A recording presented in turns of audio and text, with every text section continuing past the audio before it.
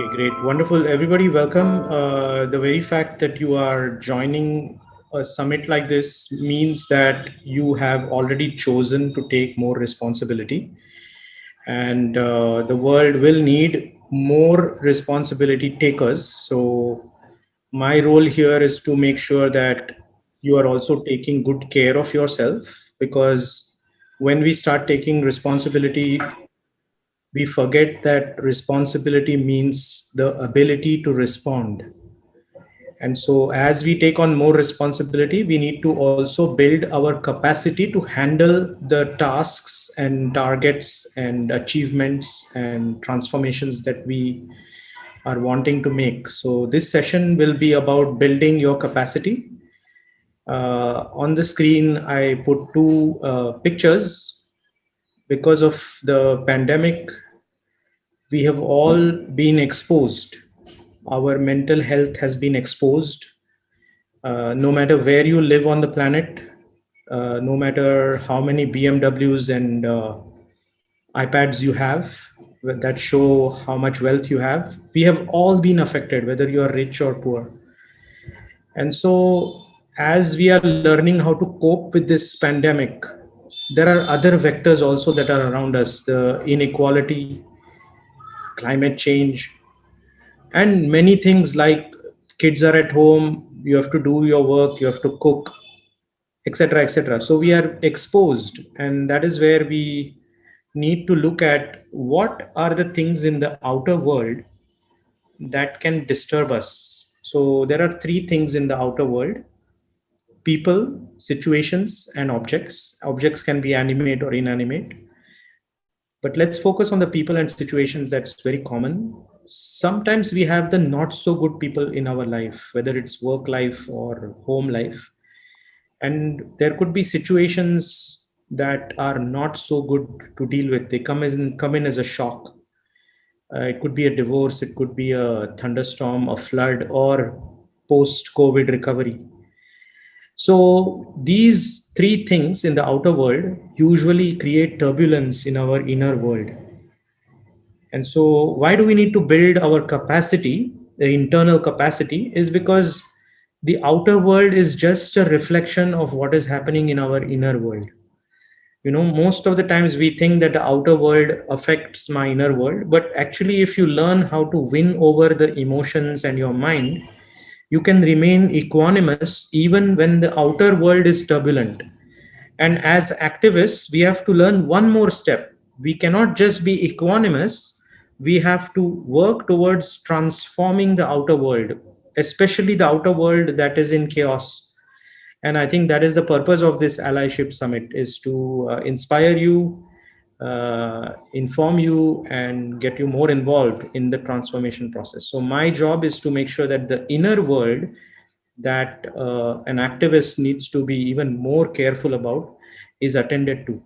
And if you're doing it already, this may just be, some things you practice anyway. Now, why do we need to look at the inner world? Because we are stuck with processes and results.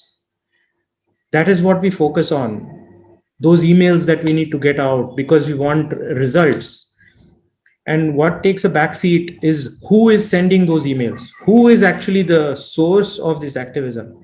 And I think that is the blind spot, I would say, for all change makers, whether you are a teacher, whether you are a nurse, whether you are a mom, or the leader of an NGO, or somebody fighting a social justice issue. So that's some of the reason why we need to look inward. And once the reason is clear, then we are looking for tools. And why are we looking for tools? Because emotions somehow affect us, negative emotions more than anything else.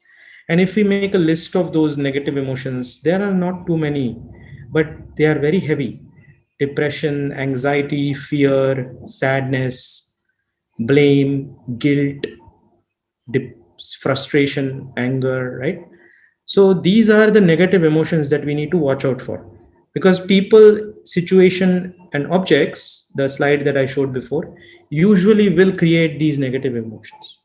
So what I'm going to share is a very ancient science and a universal science that emotions are connected to our breath patterns. Have you noticed when we are angry, we breathe in a certain way, and when we are anxious, we breathe in a different way? So, as our emotions change, our breath pattern has also changed, but we have not noticed it. We have not given time to observe it, let alone learn the science behind it. So, this is a two-way traffic. Just like emotions change our breathing patterns, our breath has the power to help us transform our emotions. And like I said, once the negative emotions and our mind is in a more balanced, equanimous state, we can take care of whatever we need to take care of with more dignity, grace, compassion, because that is our nature. Yeah. So hopefully, this introduction, this theory would make sense. This is a universal science. So it doesn't matter whether you are in Africa or India or China, whether you're male or female, whether you believe in something or not believe in something. This is a universal science that my emotions have a specific breathing pattern. And then, if I can learn how to manage my breath, I can learn how to manage my emotions. So, with that theory, I'm going to go stop sharing, and I'm going to share with you a few exercises that we can all do together. But let me just ask you whether this theory was useful. If you can give a thumbs up or give me some indication, I have great, super, fantastic. So, some of you may already be going for yoga classes, meditation practices.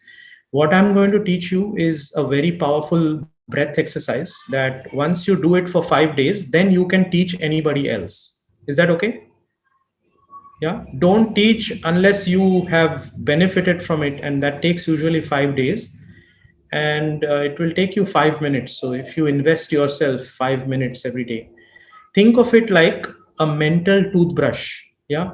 Just like we brush our teeth every day in the morning, right? Hopefully, we don't do anything unless we brush our teeth.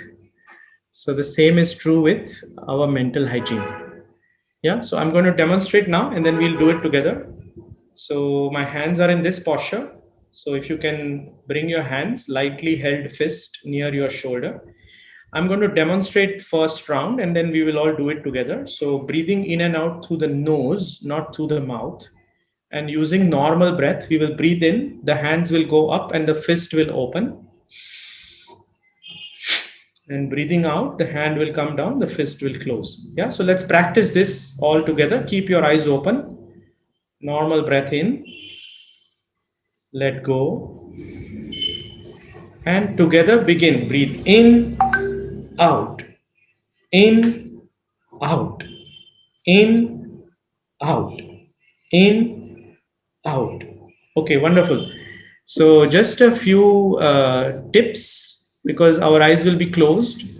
Make sure that your elbow doesn't hurt. So if you're sitting by a chair, if you're sitting near furniture, just make sure that you have a space, you don't hurt yourself. And one tip is it's breathing in and out through the nose, not through the mouth. And it's not weightlifting. So it's not like this,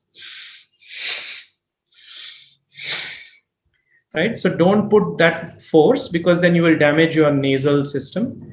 And then David and I will be in trouble. So just do it lightly, just as you are breathing now, but just a little bit of emphasis when you breathe out.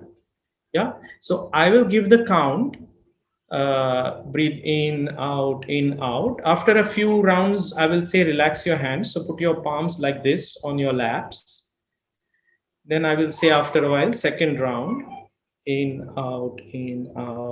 Few rounds, then relax your hands. And then third round. At the end of 3 rounds, you'll be lifted into a meditative state on its own. Yeah. So that is why we keep our eyes closed so that we can experience the mind and the emotions and the sensations. So let's do it. Let's keep our eyes closed. Eyes closed. Normal breath in. Breathe out. And begin. Breathe in, out, in, out, in, out, in, out, in, out, in, out, in, out, in, out. And relax your hands.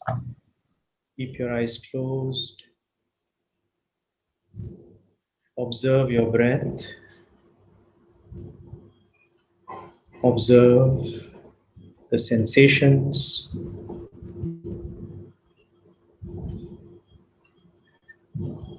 Second round, hands in position, eyes closed.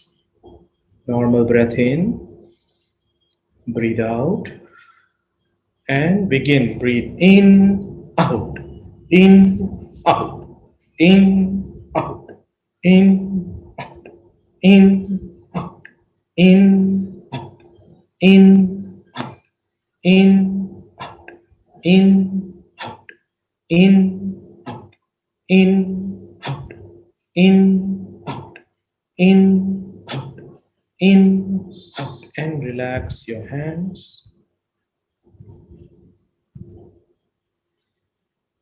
Keep your eyes closed, spine straight,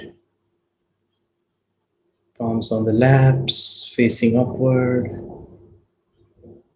Observe your breath.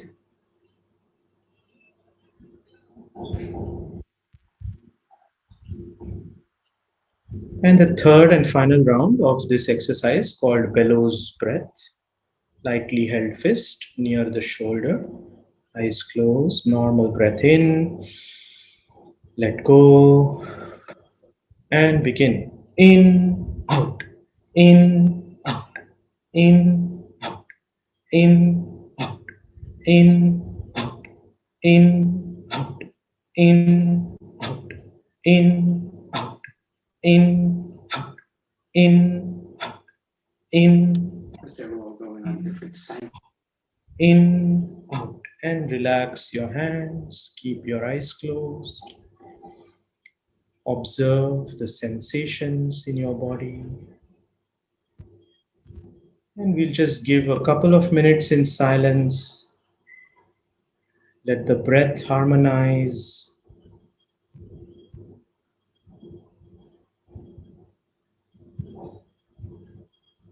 Notice any tingling, any sensations.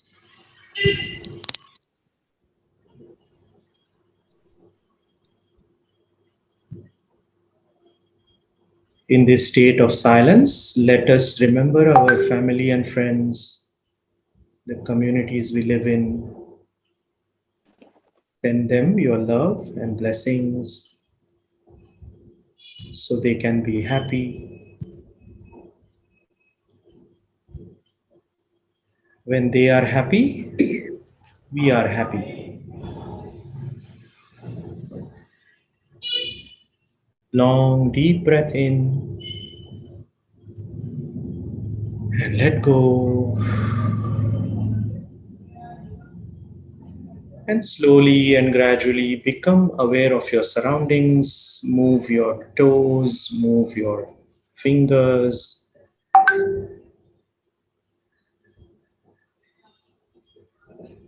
And whenever you feel complete, we may open the eyes.